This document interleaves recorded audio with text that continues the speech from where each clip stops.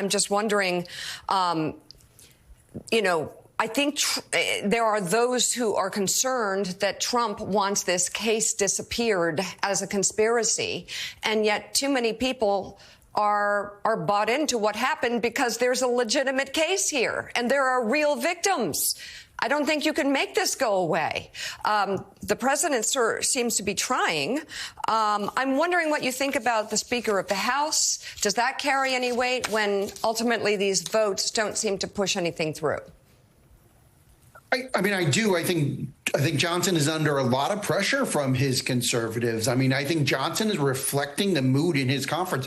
What you guys didn't mention is last week there was a vote in the Senate Appropriations Committee when they did the Commerce, Justice, Science bill. Mm-hmm. This has to do with the FBI funding.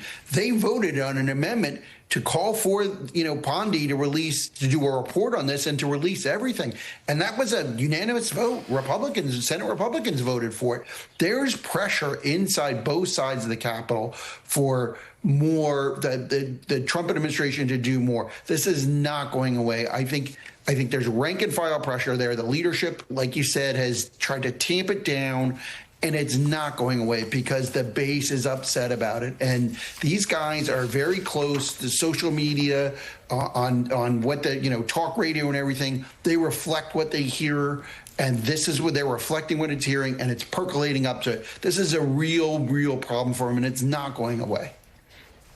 It's interesting when you hear President Trump, because when he talks about the people who want justice in this case and want transparency in this case, it's like, put it away. He calls them bad people. He's calling MAGA bad people. And you have people on the right who have very strong, powerful voices like Megyn Kelly, who says this is BS. And there's BS here, and she's not giving up.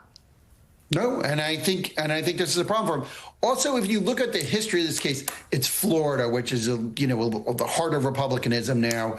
The case came out in 2008. There was this plea deal that in the end of the Bush administration, or Republican administration, there was a plea deal that there was a lot of criticism that Epstein got off really easy. And the remarkable thing is that kept going for a decade after that. And then Epstein tried to be rehabilitated, and there was a lot of powerful figures who remained in his orbit. And then this was the base. This was average Americans were upset about what happened, and this powerful man with powerful friends getting away with crimes, and then he got a sweetheart deal, and this came out, and of course his death happened during the Trump administration. There's no place for Republicans to hide on this. They can't hide behind Obama. They can't hide behind the Democrats. This happened on the Republicans' watch. There's no place for Trump to go on this. He's going to have to give them something on this.